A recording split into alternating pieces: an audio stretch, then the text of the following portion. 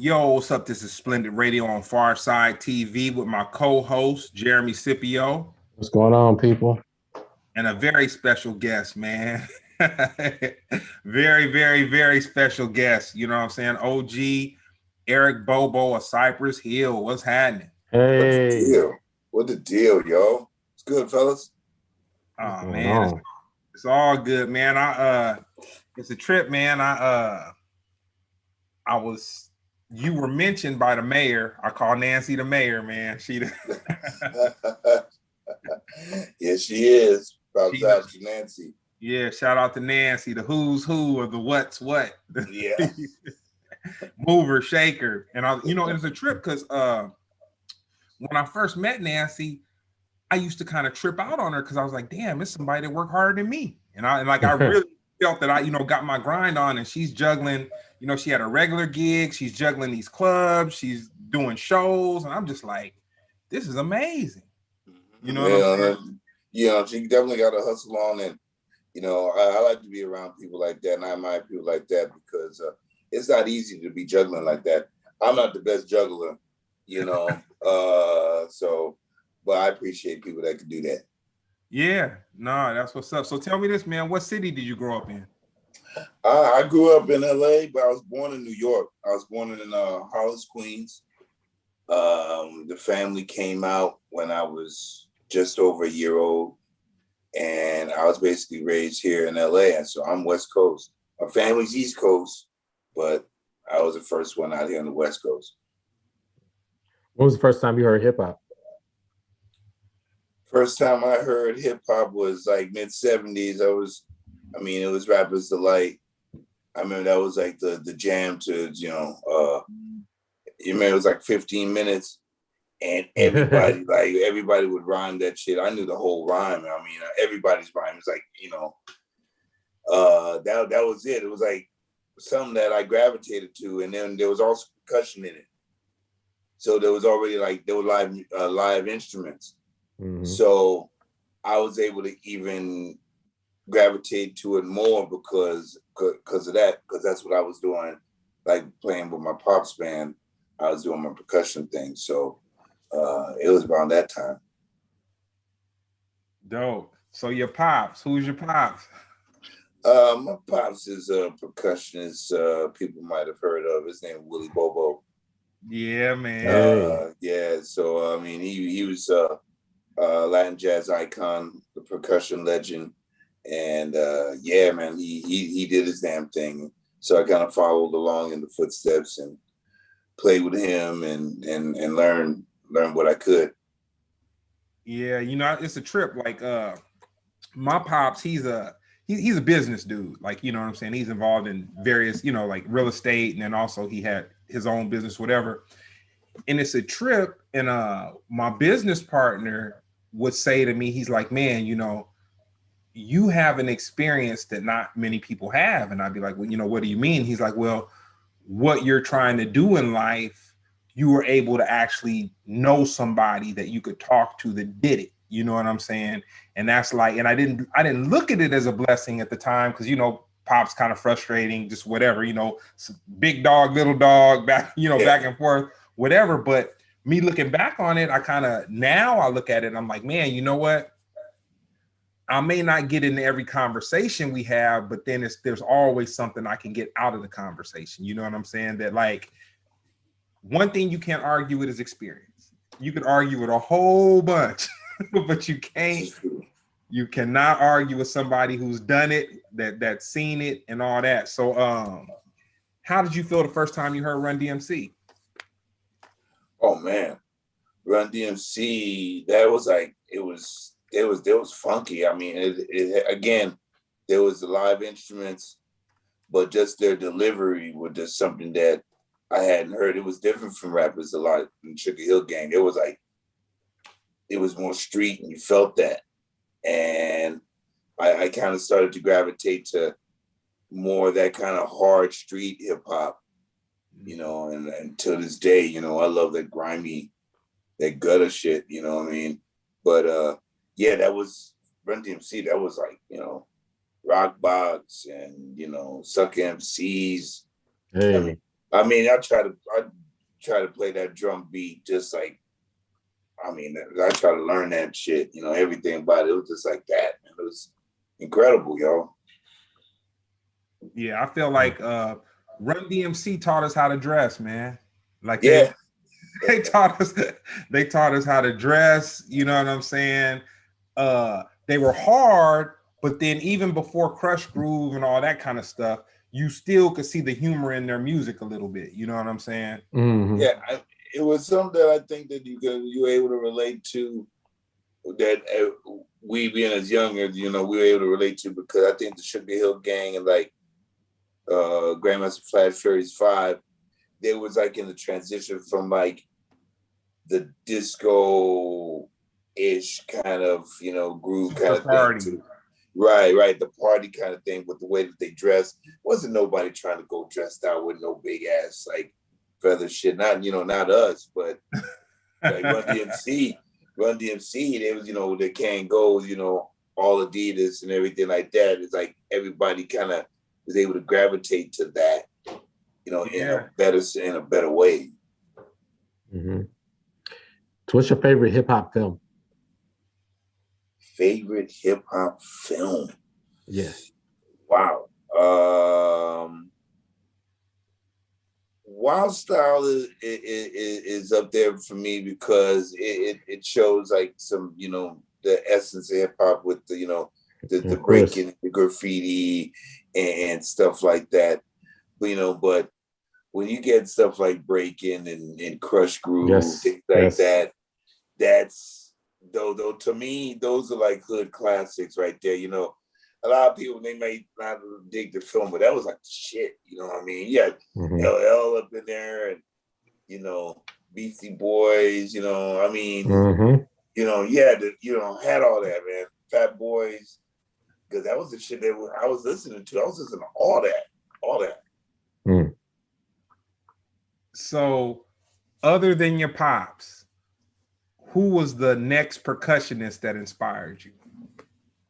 Tito Puente. Ooh. Tito Puente.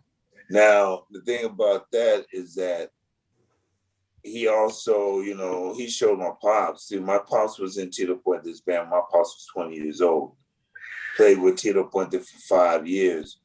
Was probably part of the dopest percussion section ever. And like all those original songs, like Oye Como Va, all those originals, my dad was on all of that. Oh, so wow. when my dad had passed, and I was when I would go and see Tito, and I met him, and he invited me to come up on stage with him to play, I like felt, man, I'm getting a chance to learn from the person that showed my dad, you know what I mean? Hero. Like, Wow. He kind of like took me under his wing. That like I performed with him at the Playboy Jazz Festival, Monterey Jazz Festival, as a feature, not just as just sitting in, but as a feature, like on the bill. You know what I mean? And that was like major. And he would introduce me as like, you know, really big. So it was an honor for me. So to be able to play and learn from like two of the most incredible percussionists ever. It's a blessing. And the funny thing about it is, you're not saying it just because it's your dad. Your dad really was one of the greatest. Yeah, you know, it's like I'm definitely not no person that's gonna be biased and say just because, you know, whatever. Nah. I'm going to be 1,000 with you. I mean, he was, for the time that what I saw of him. Yeah. When I saw him do on stage with my own eyes, how he was able to command the crowd, how he was able to play. I saw it, you know, and then after being out there, and then people coming up to me later and telling me stories about my dad and telling me how influential he was and everything like that. I mean, I'm not lying. Well, you know, one of my personal stories, and we talked about this before we went live. So Jeremy, the first time I really felt Bobo's, like what he did, like totally different from like listening to him on the the music that, you know, those dope Skate Master Tate and Muggs loops and all that stuff, like all that stuff. So we the Far Side did a show in Hawaii. This promoter flew us out, and when we after we got to the hotels, they were like, "Oh man, Cypress is performing tonight." You know what I'm saying? You know, we're gonna check them out. Blah blah blah blah blah blah. So we go to this. It was kind of like a jiggy spot. I think it was as jiggy as you could get for Hawaii at the time. You know what I'm saying? So it was more sandals than leather shoes, but it was still, you know, they were still kind of. You couldn't be too choosy out there at that time in Hawaii, man. Everybody was on the sandals, man. You know. Yeah.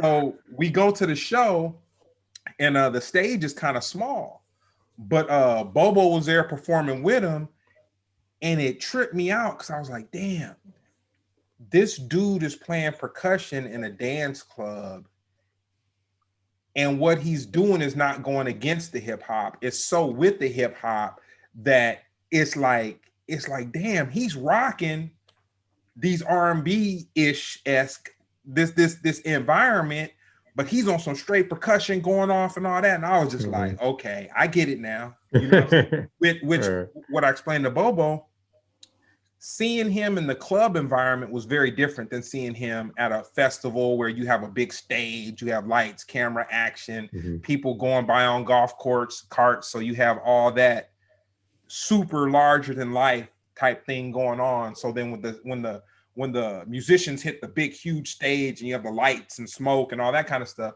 that's different. But it was kind of like, you know, you got hip hop with some Carlos Santana damn near type of percussion going off, and it's all going cool together.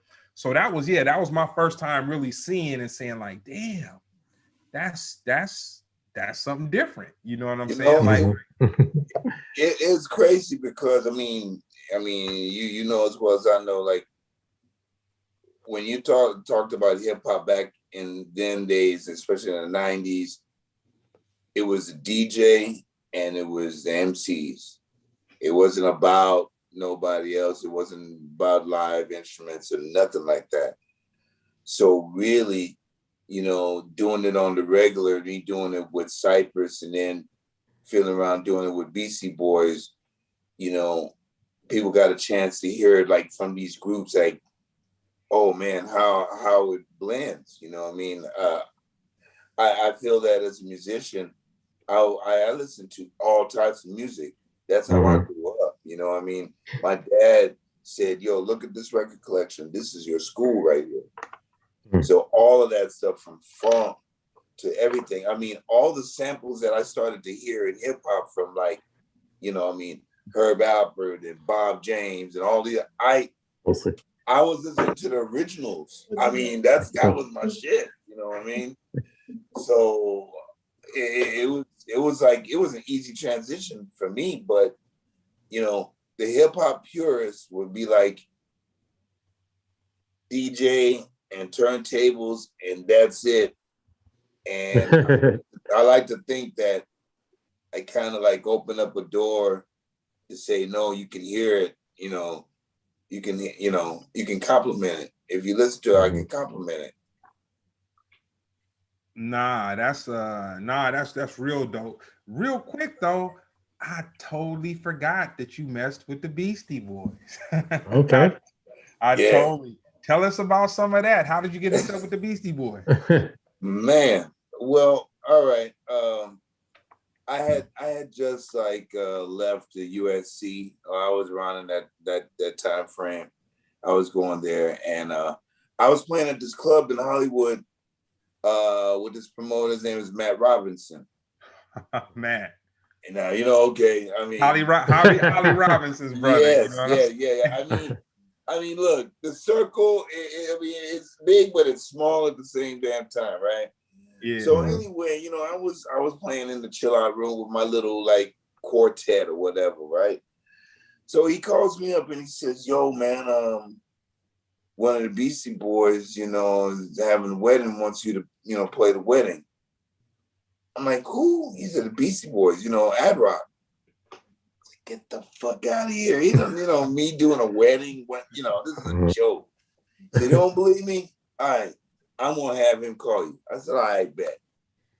So 5 minutes later, Ad Rock calls me, and I'm tripping out because, he's like, yo, man, I'm fan of your pops and everything like that. They knew about my dad.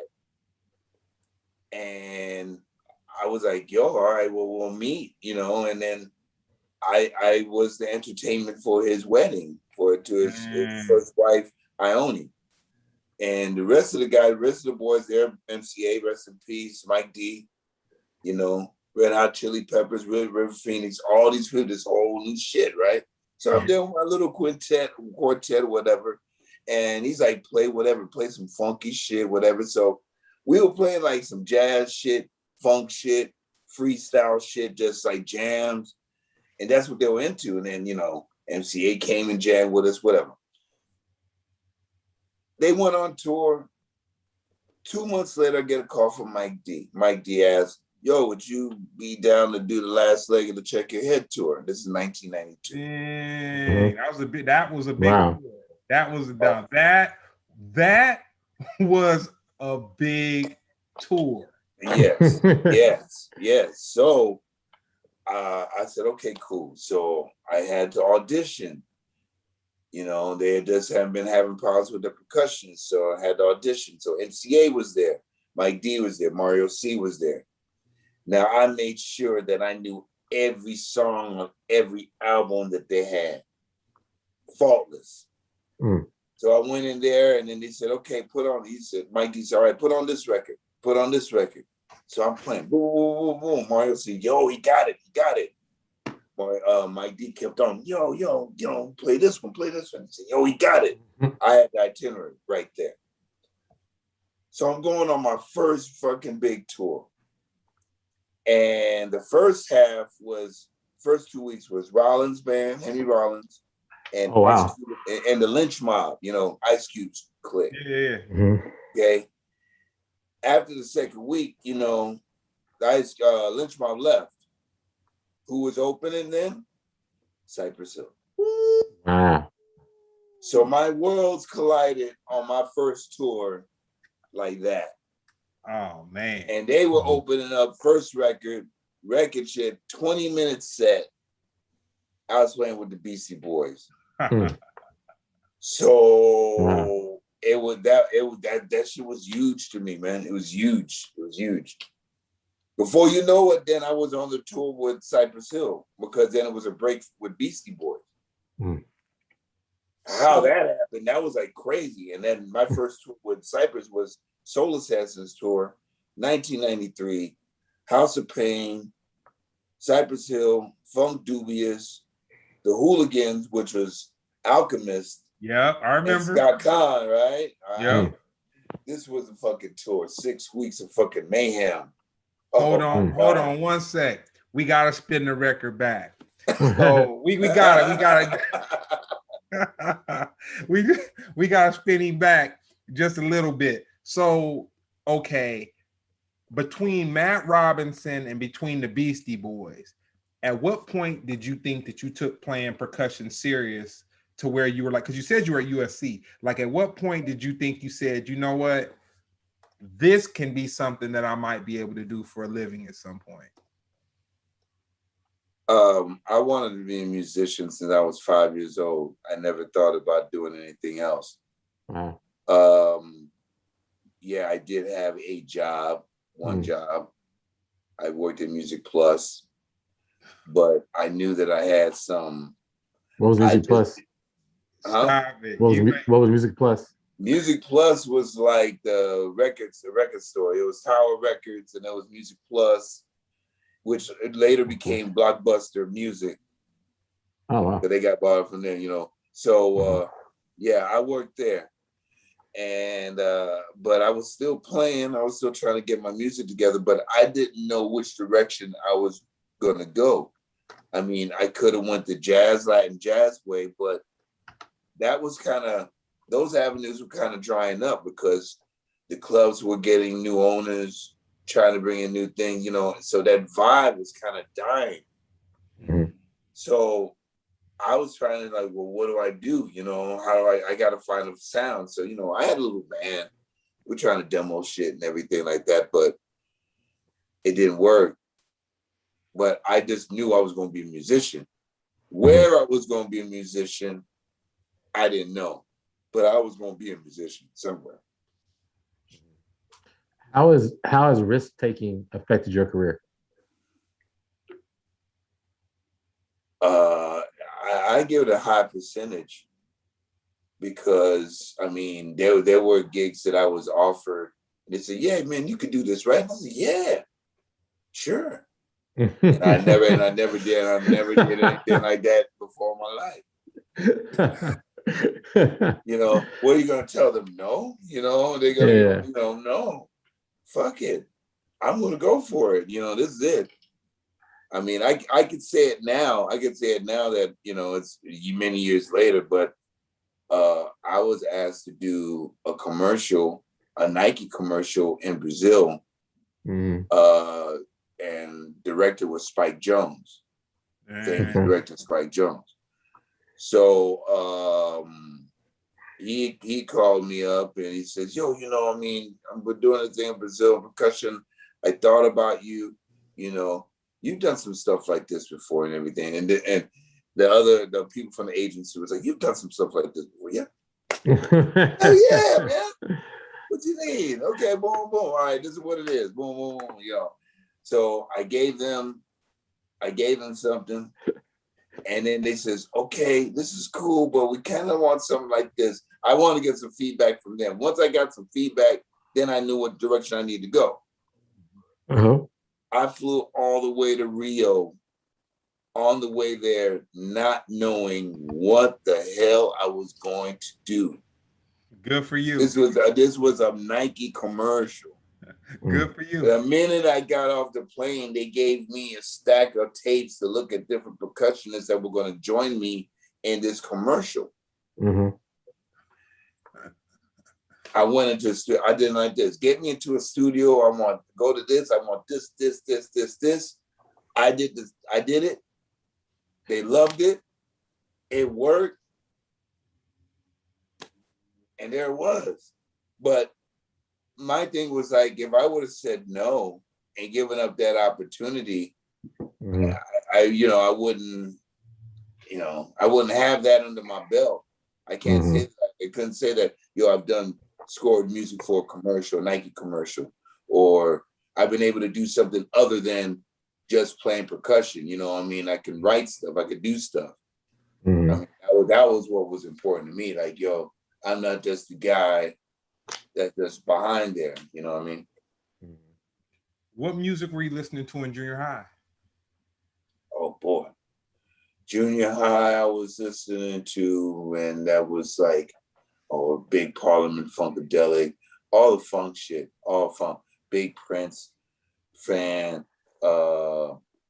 This is outside of Latin jazz and jazz fusion. Because then I was also listening to groups like Weather Report and, Return to Forever, Herbie Hancock, people like that. But, The Time, Cameo, I mean, it was funky. When they had bands that had about like 9-10 members, back in them days. And all them bands, they had percussion. They were all doing percussion. So I was grooving on that shit. You know what I mean? I wasn't so much into like the disco. I was half, I grew up in that era too, but man, you need to get your money playing at some of these house clubs, man. That's now. No, check this out. Now I have an appreciation of some house, and I've been doing some stuff. I've done some stuff in these house parties because that's percussion all day. Yeah. And I was doing some stuff with Psycho Les from the Beat Nuts, and he was playing on some house stuff. I'm like, yo, I could groove like this, or I could do 2 hours straight on this and groove and have people grooving right there. Because with that live shit, it's that extra kick, I'll keep it in mind. What was the name of the first group you played with? The one, the first group when you and like-minded individuals came together, and you guys were like, man, we got a band. We got a band. The name of the group was called Who Knows. Okay. And then we changed it to Methodical Funk. Okay. And this is around the time that we were at SCU. Okay. And for those who don't know SCU, see, I heard Bobo's name way before Cypress Hill. You know what I'm saying? He was a dude who hung out at a place where the Pharcyde kind of got together to get their career going. And I would just hear the name Bobo. I would hear the name. So it's like when Cypress Hill jumped off, it was almost like, oh man, in this magical space and time, people from this magical space and time that we know. Cause like I tell people all the time, like from my 17-year-old self, between 17 and 21, like I knew people. Like I wasn't a nerd. Like there was no social media for you to know people or whatever. You knew people because you went to parties. You went to the places where actual people were. And I was just lucky enough or privileged or whatever you say. Like I knew cats like the Pharcyde that were young dudes that were like put it this way. I was around when Bizarre Ride was made, but because I was so much of a homeboy and like I wasn't like, I heard the demo tapes and stuff like that, but like I was just really a true homeboy. So I wasn't like getting the album and riding around with it and, you know, listening and all this kind of stuff. To me, the studio was a place I could come and get a free meal. You know what I'm saying? It was like we was all young. The record label had it where that's how I got my appreciation for Indian food. You know what I'm saying? Being a young hustler and nobody was going to be hungry while the album was getting recorded. You go up to the studio, you could order your food and, you know, and this, that, and the third. But to my point, at that space and time, you could be around greatness and not really understand how great it was. You know what I'm saying? Because like Bobo said, LA was small. You know what I'm saying? You had all these talented people kind of like moving around and rotating around. And it's interesting to me because I feel like somebody needs to do a movie on it. Like they have movies on New York, and then you have Basquiat, you have Madonna, and you have like all these people. But like in LA, 87 to let's say 92, 93, it was some shit going on, man. It was really some shit going on. And it was cats who you knew that kind of moved around. And like say a Bobo, for instance. I didn't know Bobo, but I heard Bobo's name in the circle of young producers, musicians, people that were kind of doing their thing. So at the point where I understand the connection of Bobo and Cypress Hill or the Beastie Boys and all that, it's almost kind of like, well, that's what should have happened. He was around some dudes that was really doing music, you know what I'm saying? And, you know, he comes from the bloodline, but on top of the bloodline, he was around peers that were actively involved in like doing music and doing the sacrifice. But dude, LA was it was some very powerful stuff going on at that point in time. Yes, it was, man. It was a good time. It was a good time music. And shoot, I remember, you know, we even did like a couple of showcases together, like them and us, Pharcyde and us, you know, my group. So like, you know what I mean? So like, and they were like in the front row, kind of like, you know, cheering us on, because it was like, it wasn't a competition kind of thing, because my music was totally different than what they were trying to do. But we were both like in support of one another.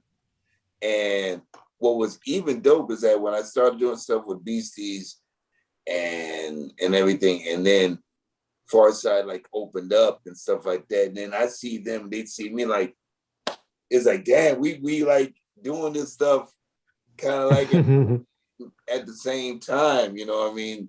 So it was kind of crazy, man.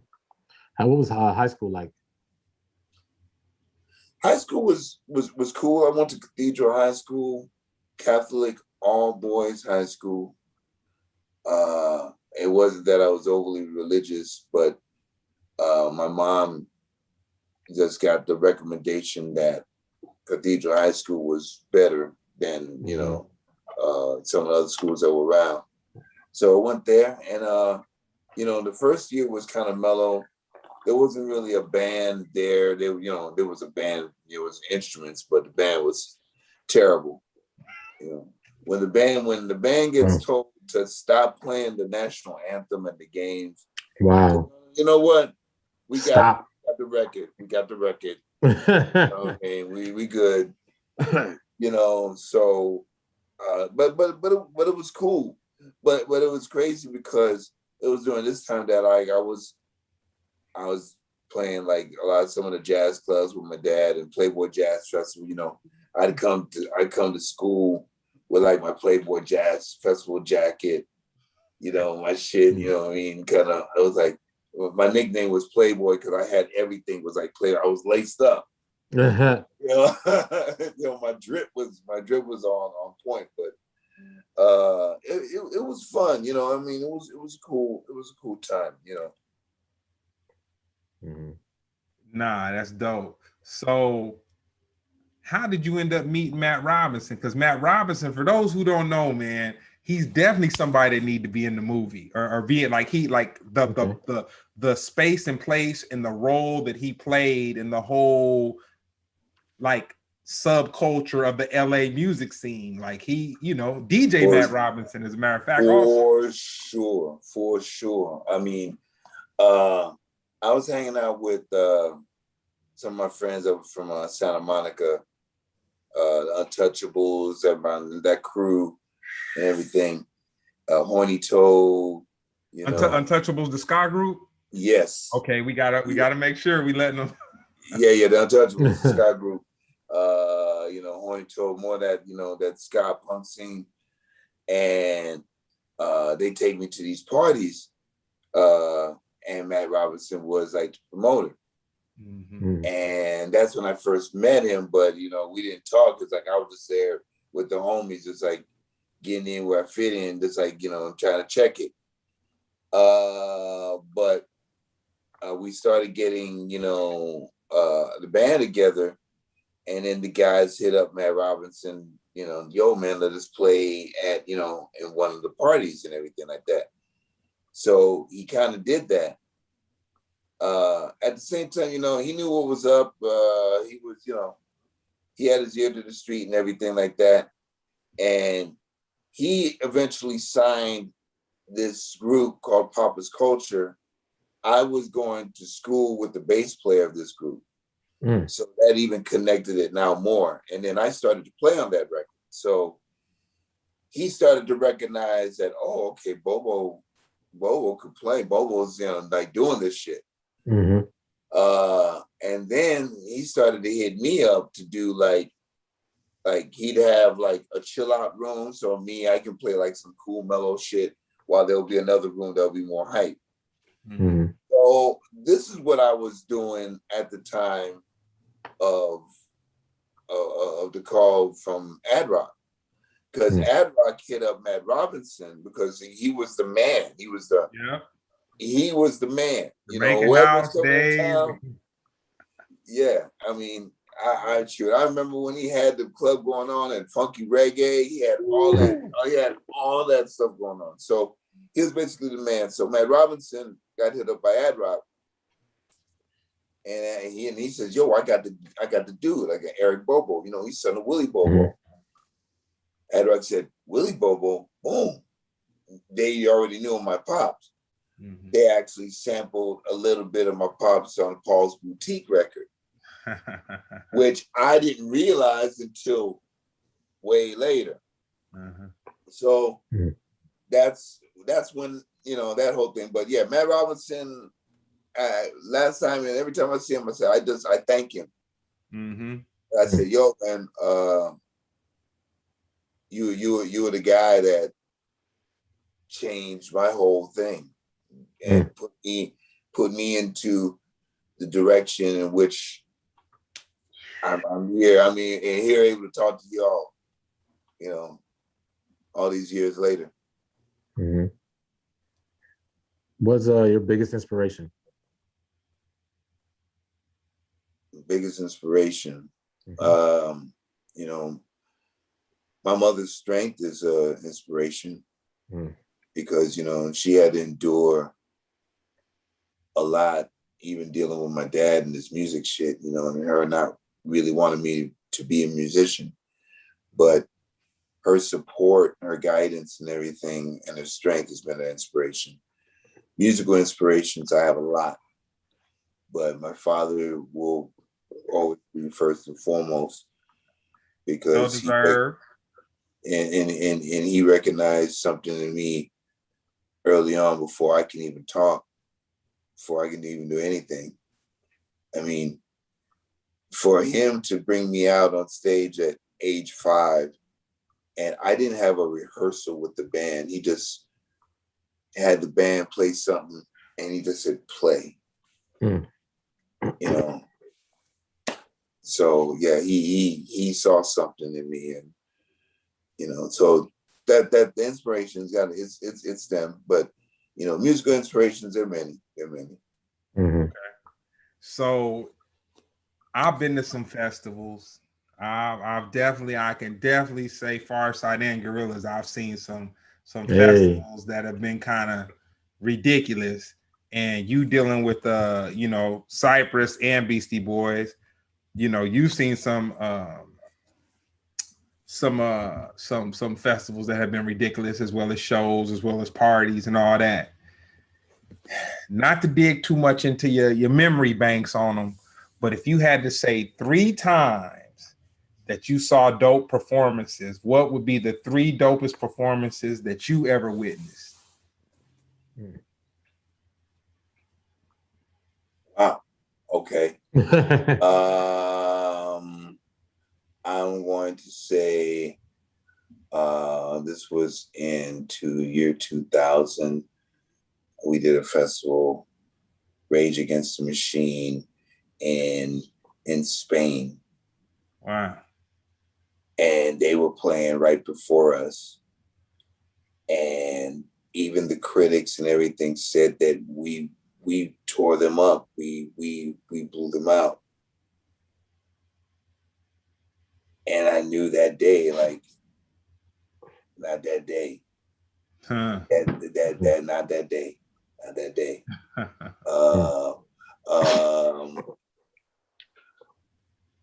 Roger Waters, The Wall.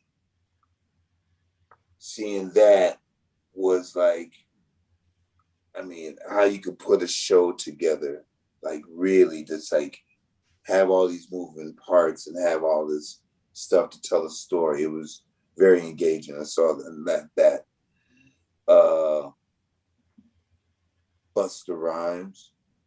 Show with Busta Rhymes during Smoking Grooves, and this is when Ooh-Ah was hot.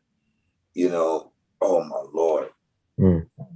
This guy went on stage at like 4-something, 5-something in the afternoon, and he was working that shit like he was the headliner. Yeah, his energy, and I'm gonna say it one more time, his energy back then, you just didn't have hip hop, which I'll say to the Pharcyde's note, to Cypress Hill's note, you know, it's just certain groups when they touch the stage, it's different. You know what I'm saying? And I'm not saying that because we have Bobo on the show or I have a relationship with the Pharcyde or you know just whatever, but it's certain like I would do shows with the Pharcyde, and they will put us on early. And if they put us on early, and let's say let's say it was a festival, something like that, and let's say we had our band, and let's say that we were able to get the sound right, get all that right, you know, man, we went on early, but we touched that stage. You know what I'm saying? Like, so when we walked off it, we didn't just come in real quick and hit that hot little 20, 30, 45, whatever. we came in and we touched it. And whoever was going on after us may have had a larger name, larger record selling history, whatever. But we, you know, they needed to come and work. They had to come with it. And that's the thing. Like with Cypress, like, you know what I mean? Look, it's all friendly competition, you know what I mean? But we've had to be on festival lineups that we're competing with all these bands, these rock bands or mad speaker stacks and everything like that. Mm-hmm. And we're just coming with some hip hop, but we go out there booming, trying to chop heads, trying to do that and give a show, want to be, you know, giving that energy. You know, Pharcyde definitely, man, those shows, you know, I remember the shows that we had, incredible. You know, I remember when it was Cypress Hill, 311, and Pharcyde. Those shows were off the hook, packed, all of them packed. But the energy was incredible. And you gotta, you know, if you can't give that energy no more, then you gotta think about calling it a day. That's for me. Yeah. I don't want to be up there like, oh, you know what? I remember back then in the day, you used to kill it. You know, I don't want to be. That don't matter. It's about that. You know, you see somebody like walking me out or whatnot. You know, I don't want to go out like that. You know what I mean? You know, no disrespect to the people that do it till they're like 90 years old. I want to be doing something completely different. Dude, I saw a very big hip hop group, like very, very, like one of the biggest hip hop groups that we've seen grow to be a big hip hop group. And one of the members had to be walked out. And now anybody who saw him after he was walked out backstage, because they didn't walk him all the way to the stage, but I mean, I was backstage, so I saw the condition he was in when he got there and them getting him out on the stage. And I was just kind of like, damn, this is what it is. But the thing that people don't understand, like when a musician or when a group generates a certain amount of jobs, and that's what you really have to look at it as. So like a group that generates jobs, not a group that's dope, not a group that's whatever, but they have this thing, they have the machine behind them. They're generating all these jobs.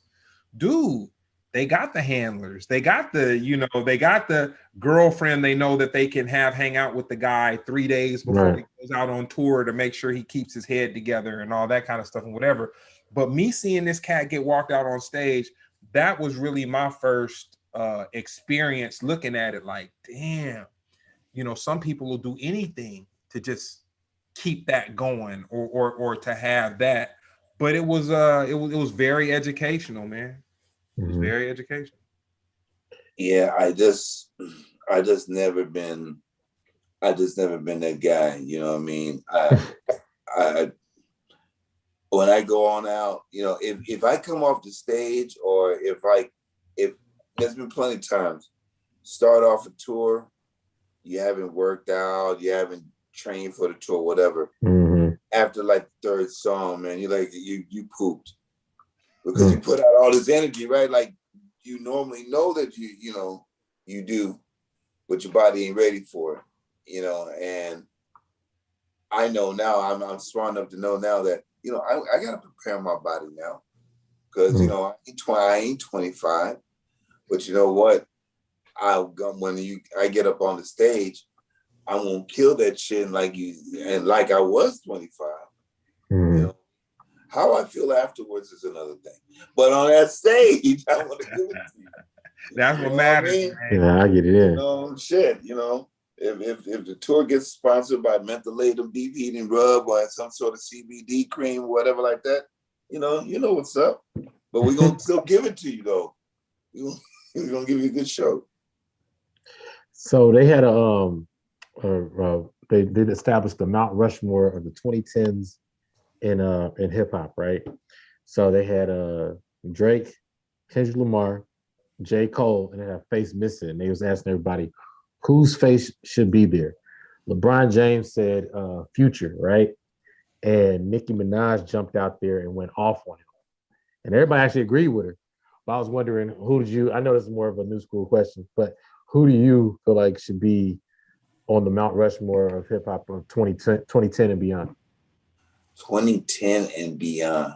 Like 2010 to 2020, basically. Okay, so the ones that you said there was Drake on there.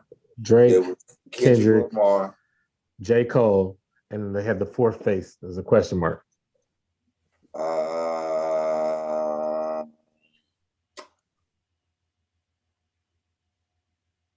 This one's gonna be tough because the main body of work is not a lot, but the name on the street and the cred and everything like that, and his flow is dope. You know, I'll put Nipsey up there. Whoa, okay. Dang. Yeah, he was grinding that whole time, though. Yeah, and I mean, because he 2011 had his grind. He had his grind going on, and yet he didn't have a lot of like albums, like major studio albums. He had a grind out there, and he had. I mean, there's a reason why that man is loved. You know what I mean? He did have that $100 album too. Yeah. So you know, I mean, as far as for that time era, yeah, I'll put him there. You know, after Nipsey passed, I became more acquainted with his music. You know, definitely. I'll give it that. I'll give it that. But not to take anything away from his legacy. Like, he was dope. I just didn't know he was dope. You know what I'm saying? Like, I did to the point. Like right now, some of my grind music, some of my hustle music. If anybody hasn't checked it, DJ Premier did a dope remix of Victory Lap. And that's dope. You can find it on YouTube, and it's like basically it's Victory Lap over DJ Premier beats. And it's just like, oh man, and it's amazing because it's like, Nipsey was a rapper that I feel would have worked with Premier, but not him coming out with an album that's just straight up Premier. Like, you wouldn't think that DJ Premier would go and just do a whole Nipsey Hussle album. And for Nipsey's lyrics to sound so dope over Premier beats, like right now, it's just kind of like, dude, this dude was talented, man. Yeah, he was. To be honest, I'm like you. I got more acquainted with his music after his passing. I heard his name. I knew the name. I knew it. I thought the name was dope, but I never went in and listened to the music. But after really seeing, the outpour of people and talking about his music, I said, well, let me check him then. What I'm missing something, and I like saying, why? He's lyrical, and I like lyrics. I like MCs that, in their lyrics, they tell a story and it can be visual in your mind. I like that. I like storytellers. I mean, I don't like just metaphors. And he got me like that. Like, all right, this dude's pretty dope. This is pretty dope. And I'll say the cherry on top is that he could motivate you. You know what I'm saying? Like, that's that other thing.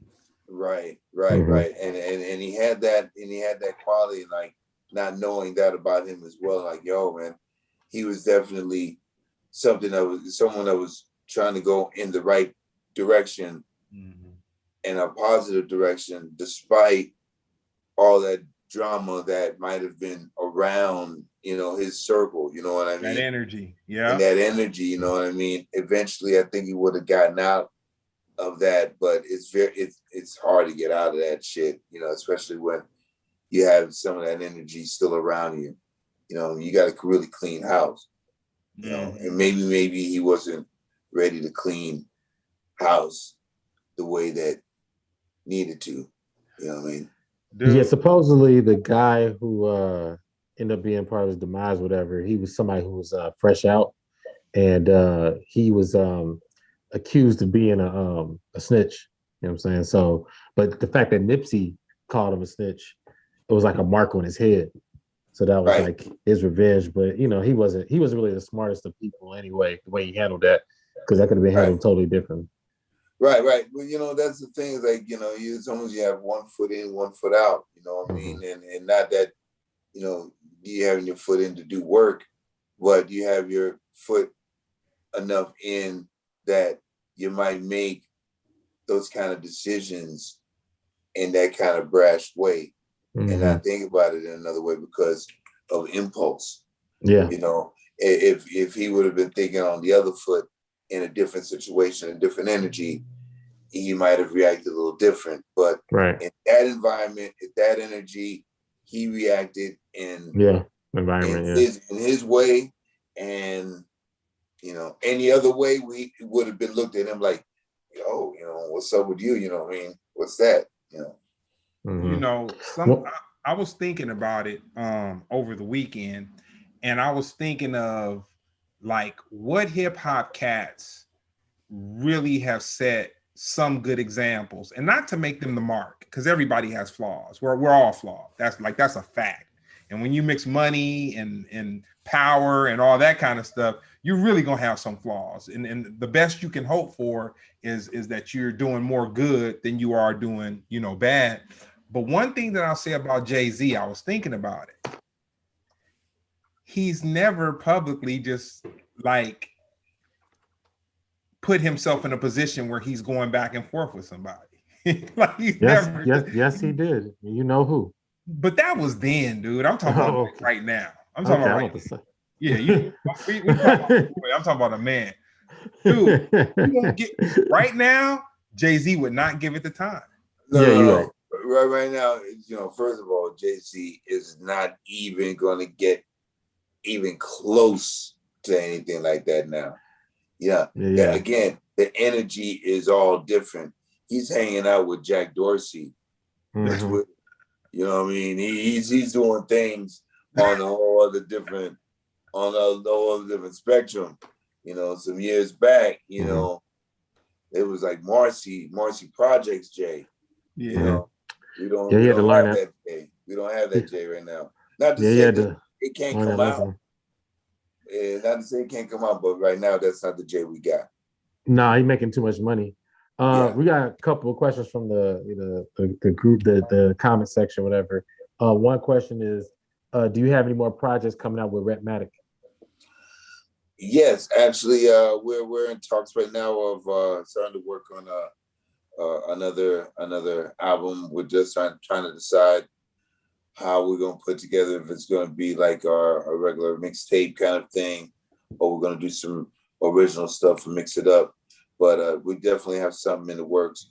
But he did participate in my latest album with Stu Bangers called Empire. So he's on a couple of tracks on that record. So but stay tuned, more stuff with Rhetmatic for sure. Okay. Another one is what made him come out with the candle line?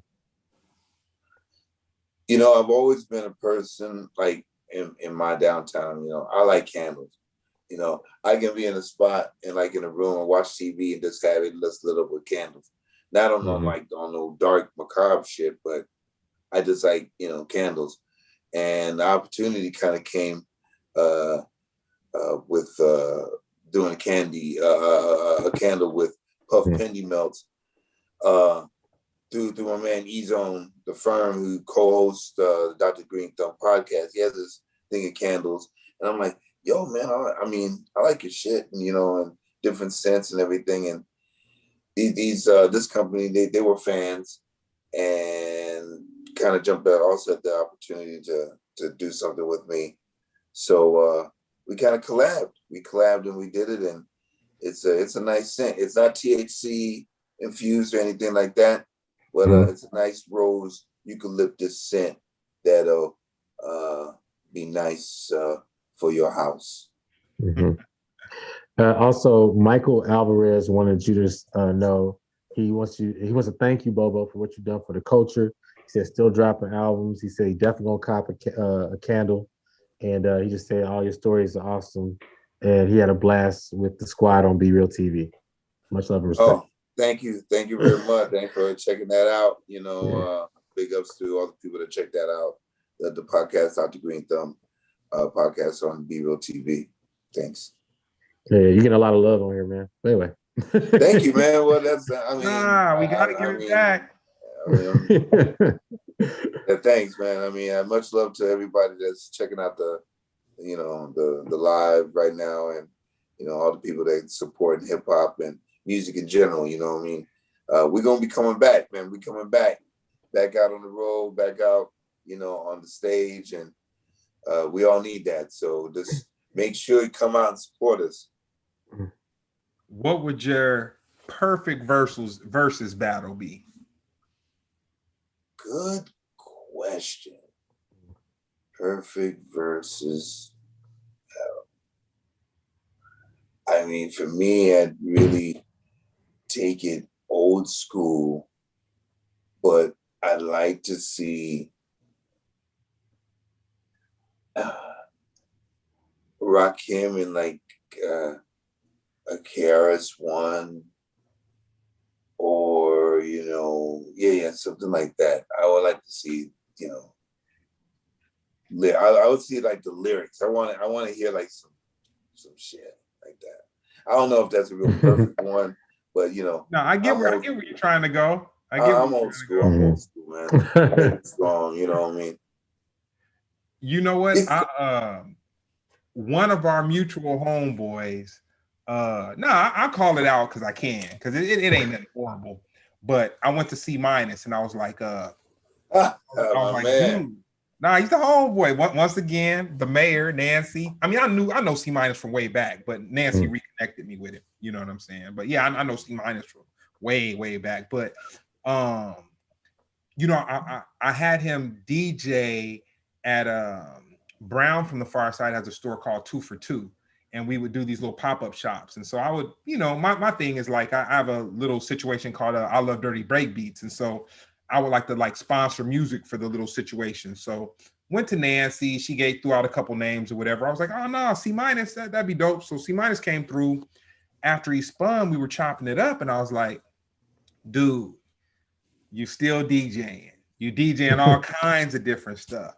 I was like, tell me how you really feel about some of the music going on right now. And he was like, I was like, man, I don't want to just feel old. How do I like it? Give me some pointers. Give me some pointers.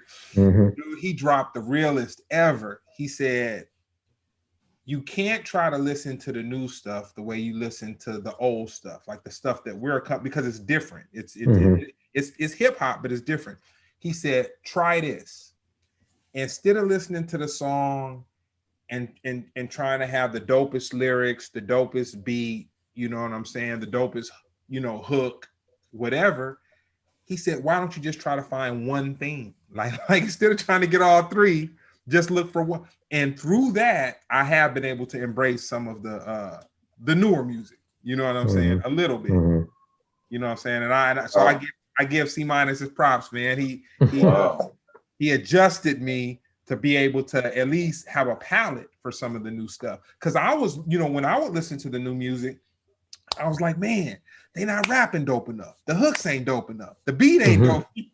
There's all this. And then using his formula, it's like, oh, okay, there is some, but you just have to understand it's different. Yes, that's true. It is different. And there's some stuff, new stuff that, I can listen to and stuff. But my thing is that I can't tell you who it is. I you know what I mean? It's like there's some cool stuff like that. I can say, oh shit, all right, who's that? I don't know. Like I guess our music, it's like when you heard that song, you knew, okay, I mean, this is Gangstar, Moment of Truth. But the people, like the young people today, they know who it is. They know that, it's just, it's not our time.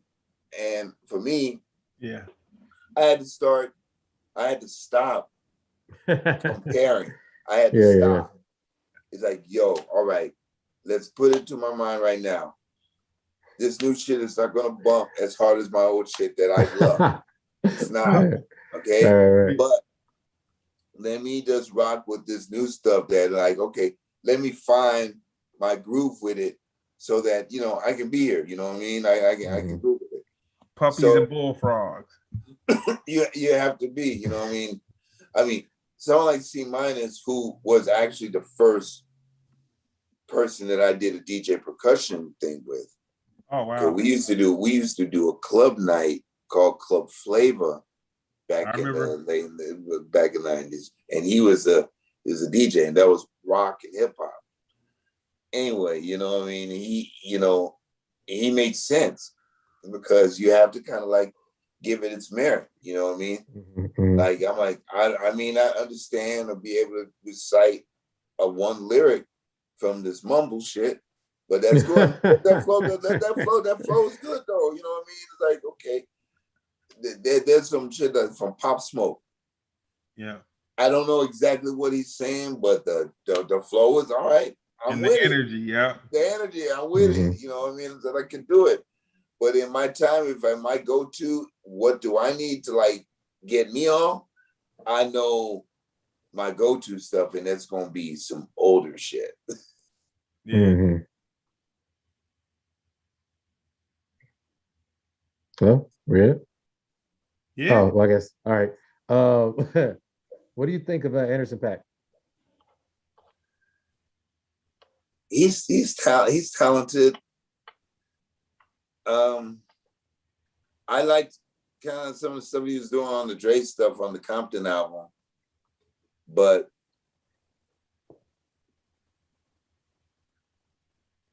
I appreciate what he does, but I just don't I don't rock with him like, you know, I don't rock with him like that. I kind of like when I hear him, to me kind of sounds Kendrick Lamar's.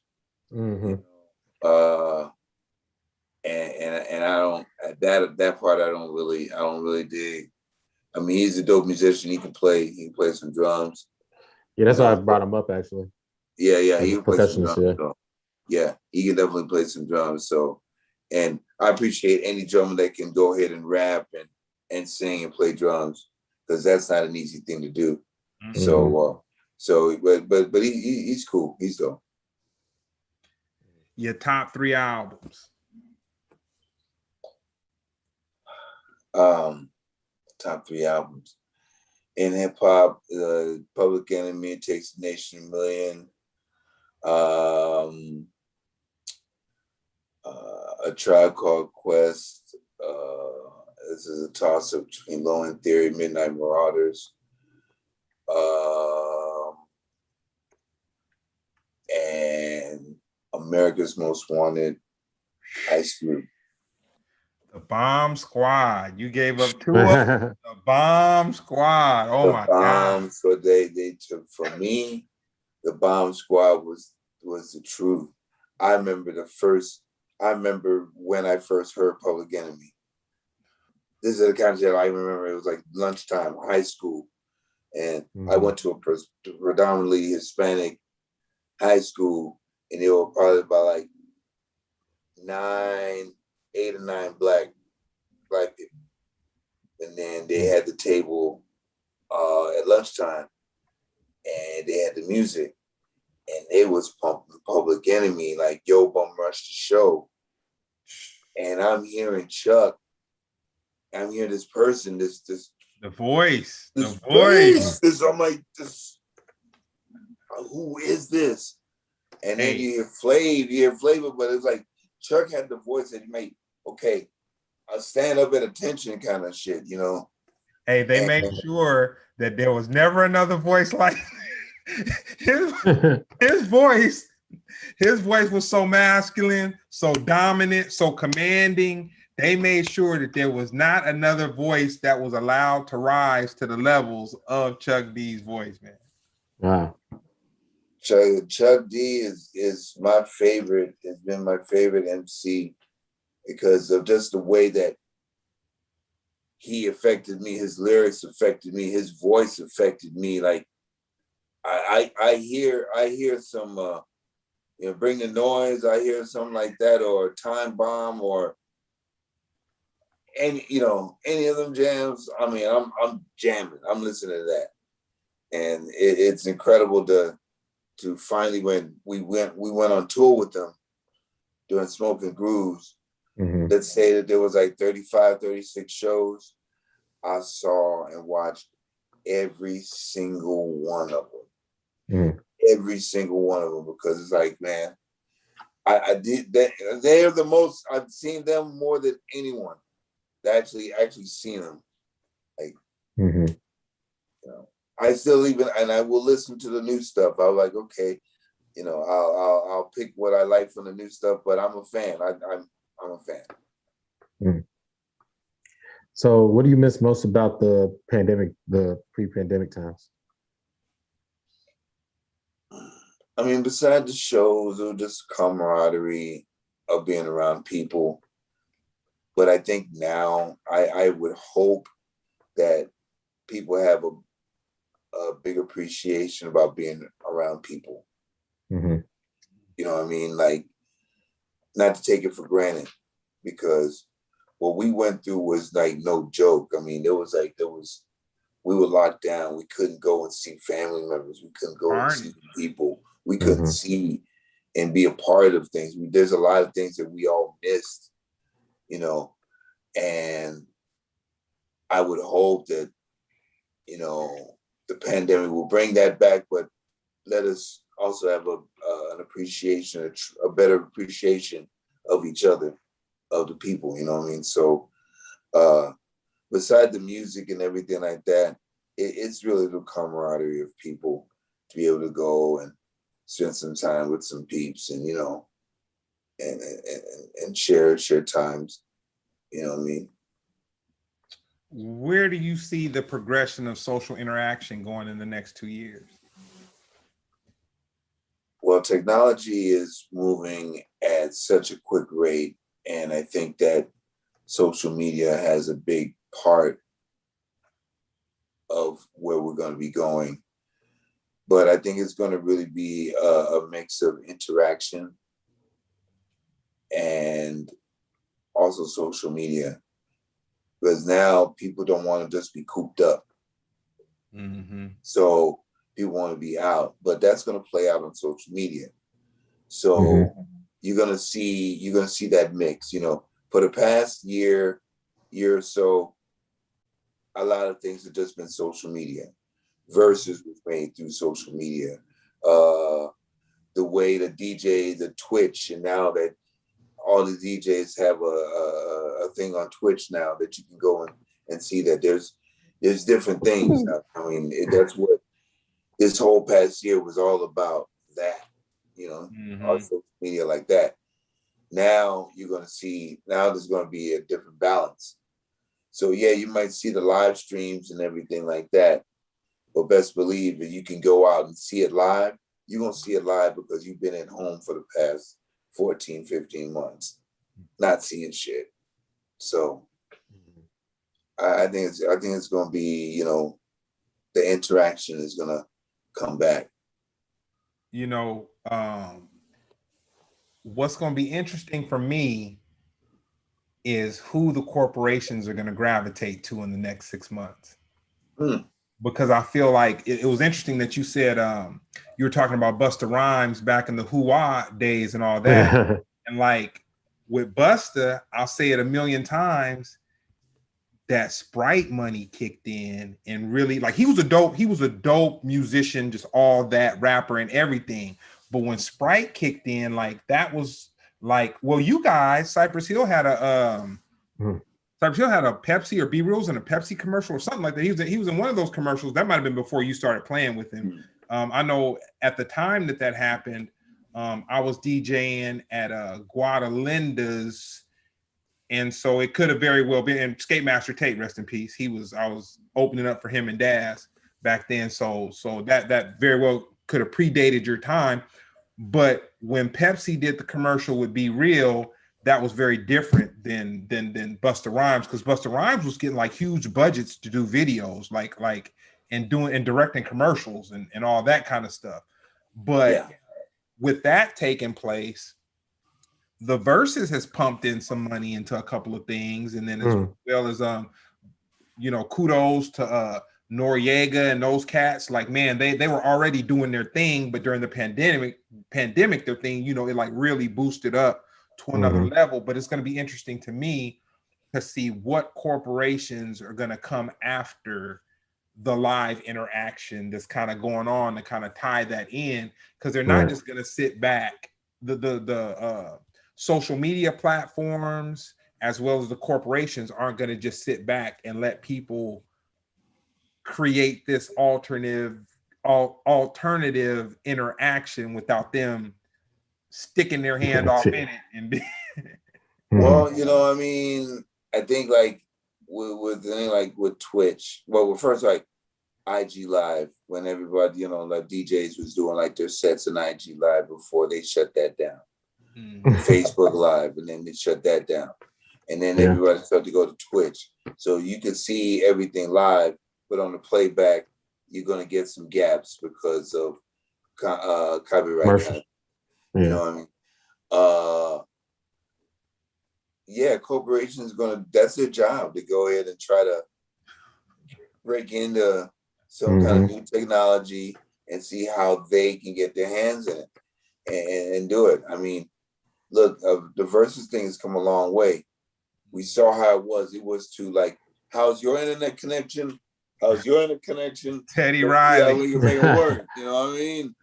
And some artists were working with that 56K. It had gone up to like that high speed. You know what I mean? So now, there's a platform, and now people could see it. People still want to see a show. People saw how it can be done, and people go, but something in the magnitude of Versus, you want to see it in a different production level. You don't want to, you're not going to spend your time looking at a Versus battle when the connection is not right coming off their end. So corporations going to capitalize on this. There's a lot of companies that started doing like the live streaming thing, lessons, giving lessons online, masterclass online, everything's going online, everything. So that's not going to go away. But now the companies have seen, okay, there's cashless delivery, touchless delivery, all that stuff is going to stay, But people that now, it's like that, man. Well, Bobo, man, I want to thank you, man, for coming through, man. We're going to have you come back, you know what I'm saying, to promote the album. You know what I'm saying? This was a trip down memory lane. It was some very valuable stories. I never thought that you was with the Beasties first, and then you graduated. Right. You graduated from the Beasties to that. Yeah. That's crazy, but yeah, that's the story. So you want to shout out your social media, anything you got going on, anything you got? You can catch me on the socials, on Twitter at Eric Bobo, on IG at Eric_Bobo, for those who do Facebook at Eric Bobo Music. New album out with Stu Bangers. This came out last month. It's called Empires. B Reels on it, Pharoah Monch, Cujo Goody, Psycho Les, Apathy, a host of others. So be sure to check that out. And got my candle, Puff Pendy Melt. And check out that collab, and catch me on the Dr. Green Thumb podcast Monday through Friday on B-Real TV. Okay. Cool. You, Jeremy, anything you got? Real quick, before I get to me, I just want to shout out Gorilla Strong. He said Empires was 1,000%, not even 10,000% fire. Just letting you know that. Thank you.